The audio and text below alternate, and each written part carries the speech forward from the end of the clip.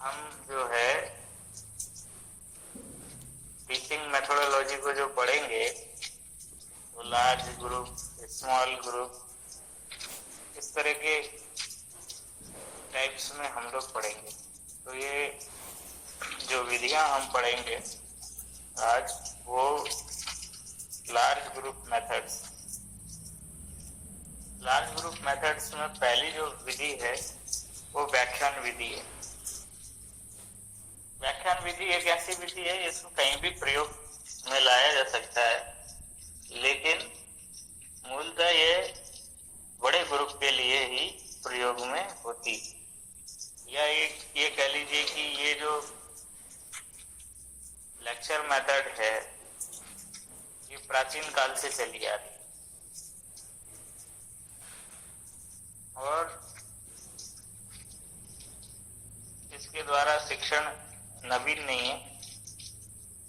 इसके शिक्षण जो है हम प्राचीन काल से ही इसको प्रयोग में लाते आ रहे हैं। व्याख्यान विधि मूलतः जो है वो संप्रेषण कौशल पर आधारित है। संप्रेषण कौशल पर आधारित है। दूसरा ये जो विधि है वो अध्यापक या टीचर सेंट्रलाइज्ड है, मतलब शिक्षक पर केंद्रित विधि है। क्योंकि व्याख्यान में क्या होता है, अधिकांशतः जो है टीचर ही इंटरेक्ट करता है या टीचर ही संप्रेषण करता है, छात्र सुनते हैं। शिक्षक व्याख्यान देता है, छात्र सुनते हैं। तो ये व्याख्यान विधि का जो उद्देश्य है वो ये है कि कोई भी चीज जब हमको सैद्धांतिक रूप से या थ्योरेटिकल रूप से कोई ऐसी विशेष विषय वस्तु है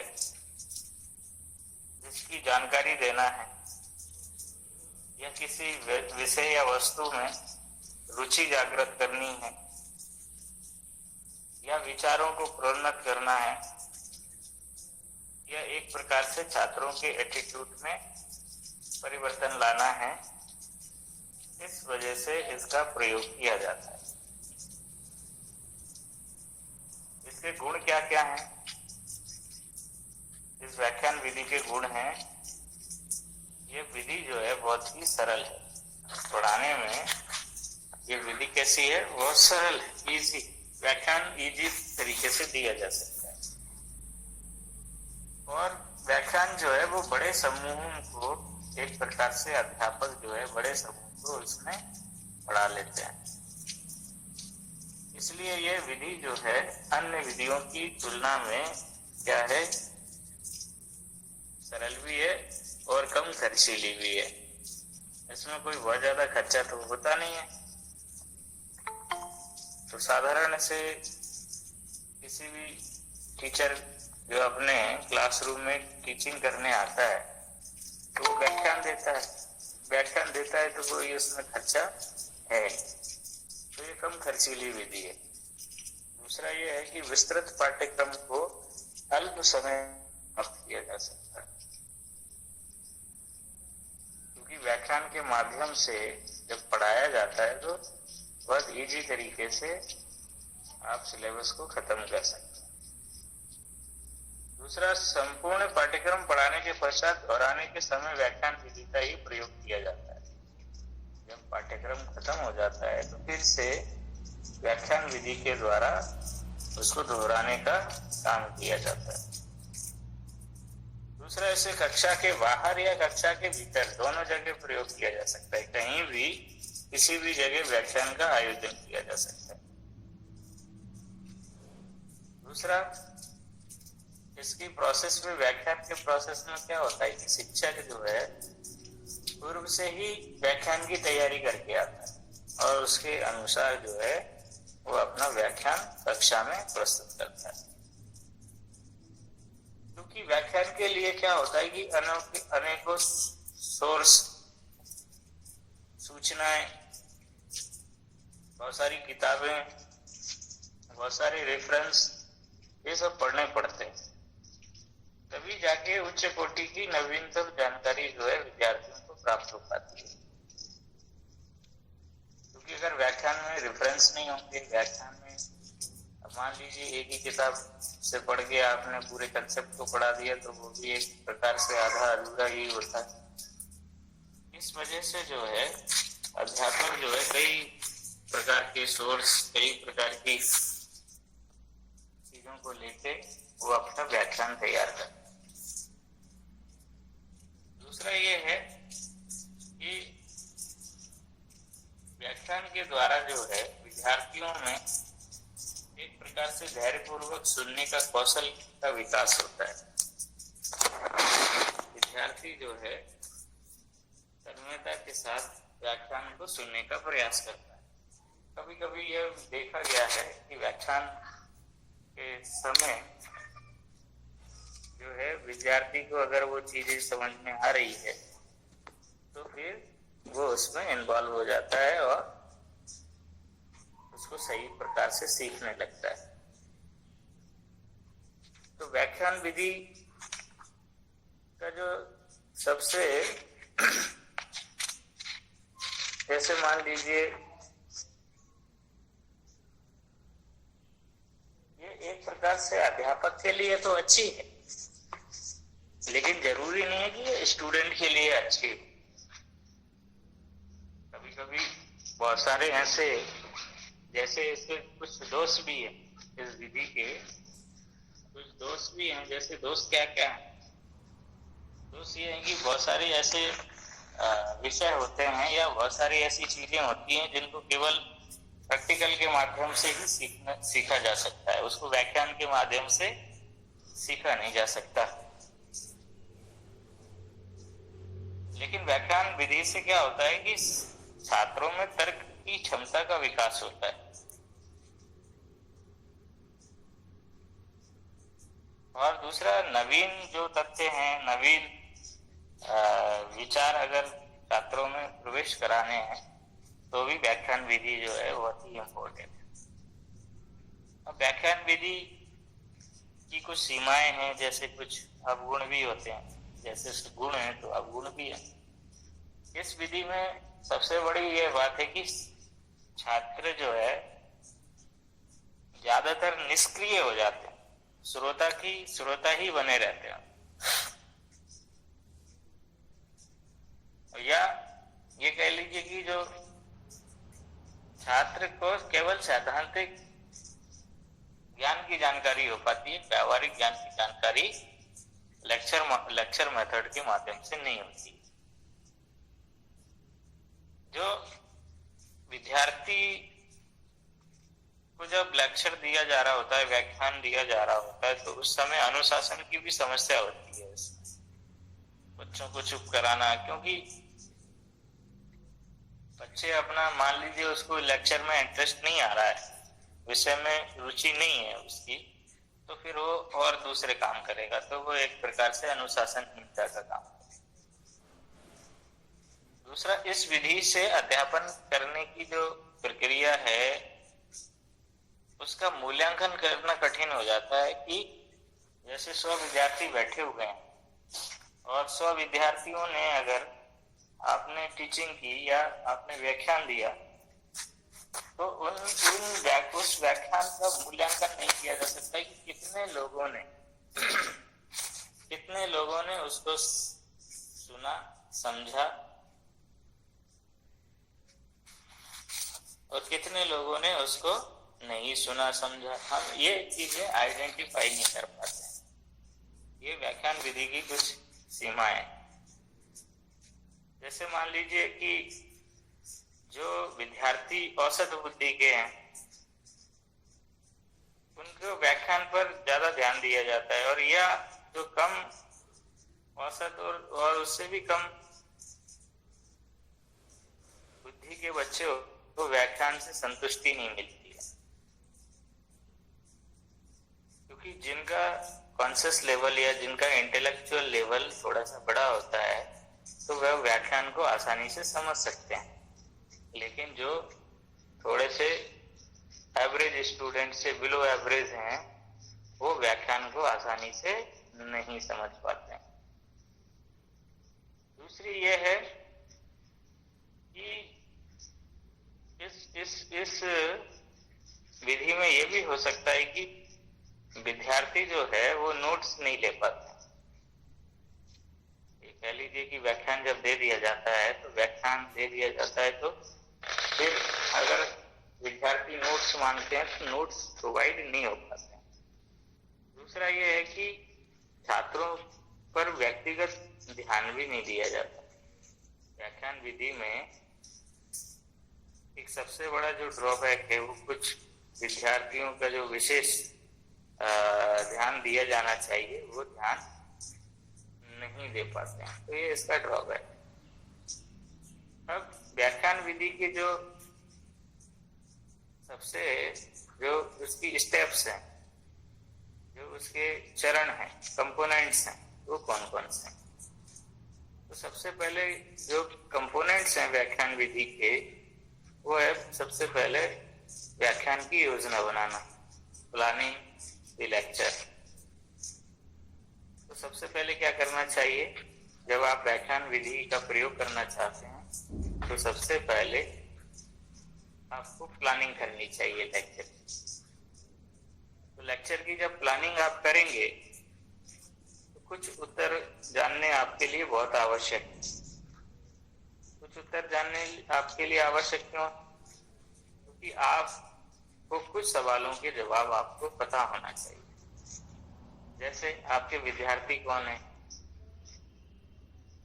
आपके विद्यार्थी का लेवल क्या है, तो सबसे पहले ये बात आपको पता होनी चाहिए कि आपका जो भी टारगेट ऑडियंस है वो आपको पता होना चाहिए। दूसरा, आपके व्याख्यान का क्या उद्देश्य है। भाई बिना उद्देश्य के तो कोई भी चीज नहीं की जाती है, कोई भी व्याख्यान आयोजित नहीं किया जा सकता। तो इस प्रकार से आपको ये पता होना चाहिए कि क्या उसका उद्देश्य क्या है, विद्यार्थियों को कौन सा ज्ञान देना उसका मकसद है, कौन सी चीज आप उसको सिखाना चाहते हैं। तो ये भी एक पहले से निर्धारित उद्देश्यों की पूर्ति के लिए ही हम व्याख्यान विधि का प्रयोग करते हैं। तीसरी जो इम्पोर्टेंट बात है वो ये है कि आपके पास इसके लिए कितना समय है। जो व्याख्यान आप दे रहे हैं उसके लिए आपके पास कितना समय है। जब आप ये चीजें जान जाएंगे तो फिर आप जो है एक अच्छे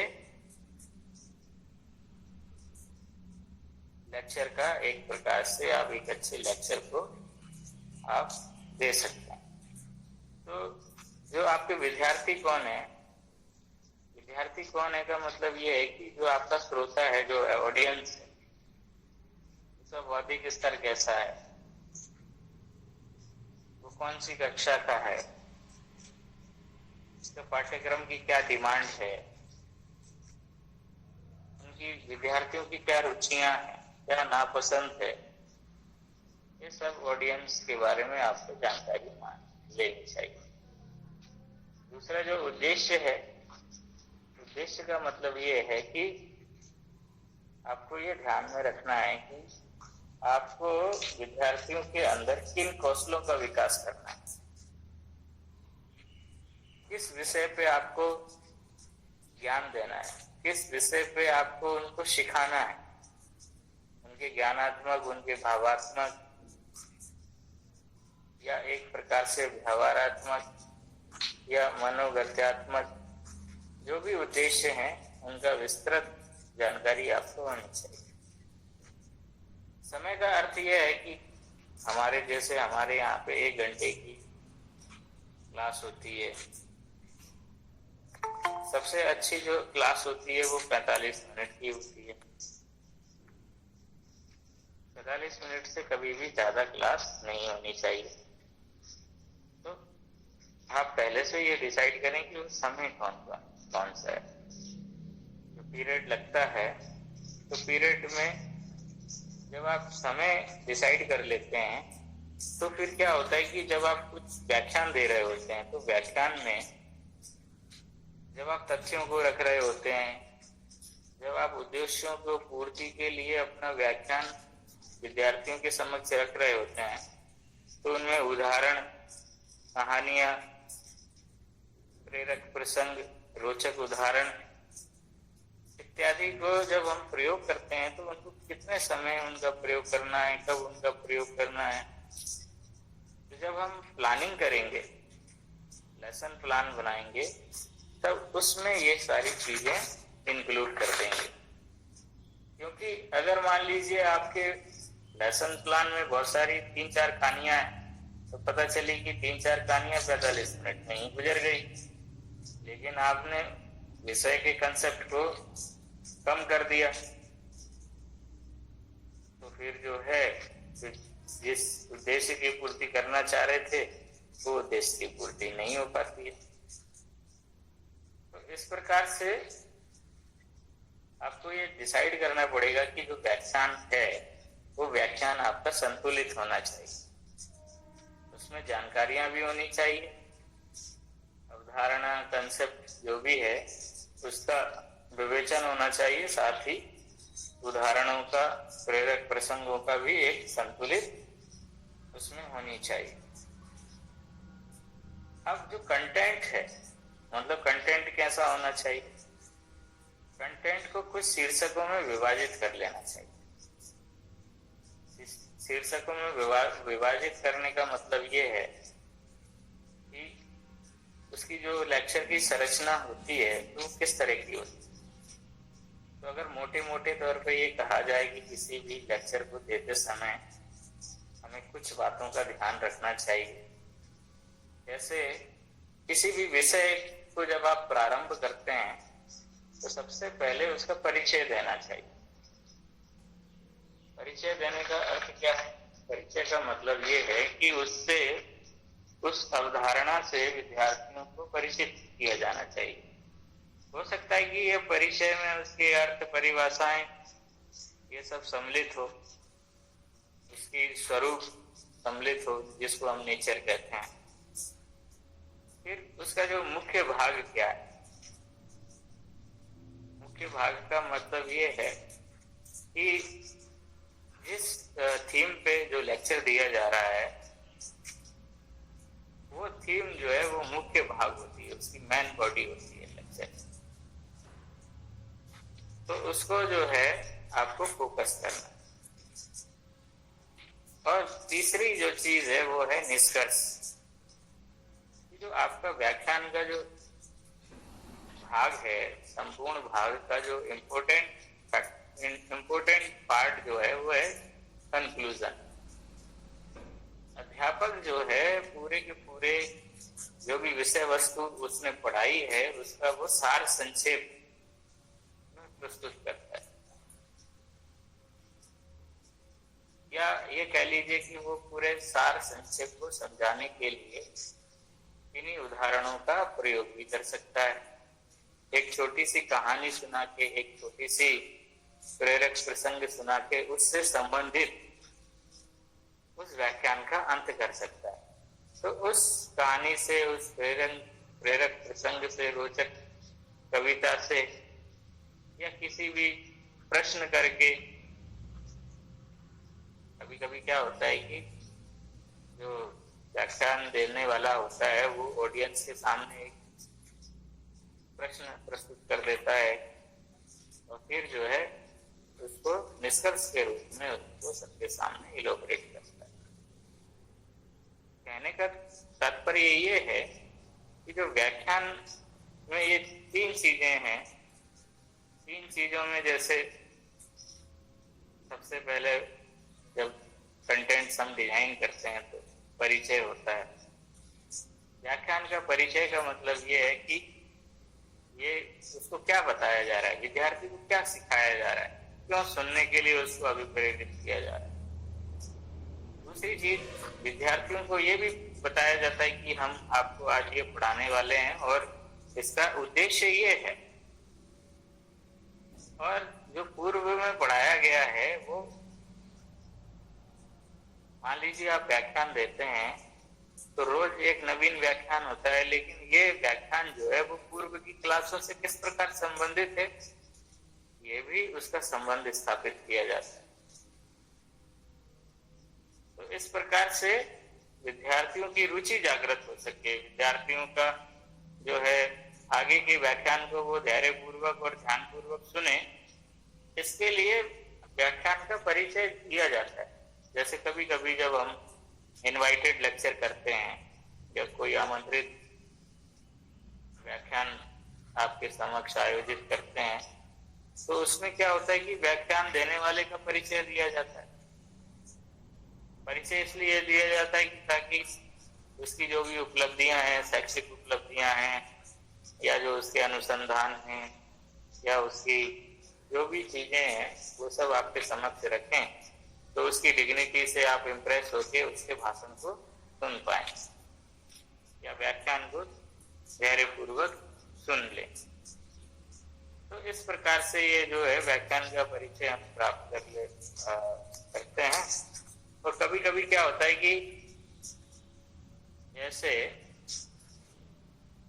अब इसमें कुछ चीजें हैं, कुछ चीजें जैसे कभी कभी लेक्चर में क्या होता है कि जो दृश्य और श्रव्य सामग्रियां हैं उनका भी हम प्रयोग करते हैं। तो लेक्चर को या व्याख्यान को ज्यादा से ज्यादा रोचक बनाने के लिए दृश्य और श्रव्य सामग्री का भी हम प्रयोग करने का प्रयास करते हैं। जैसे मान लीजिए टेप रिकॉर्डर है, स्लाइड प्रोजेक्टर है, ओवरहेड प्रोजेक्टर है, या पावर पॉइंट प्रोजेक्टर है। तो इस प्रकार के चीजों का हम प्रयोग करते हैं जिससे कि आपका जो लेक्चर है वो और भी इम्पोर्टेंट हो जाए। दूसरी चीज है, इसमें महत्वपूर्ण बात यह है कि उसका जो प्रेजेंटेशन है, ये प्रेजेंटेशन टीचर के ऊपर ही डिपेंड करता है कि वो किस तरह से उसको विषय वस्तु को प्रस्तुत करता है।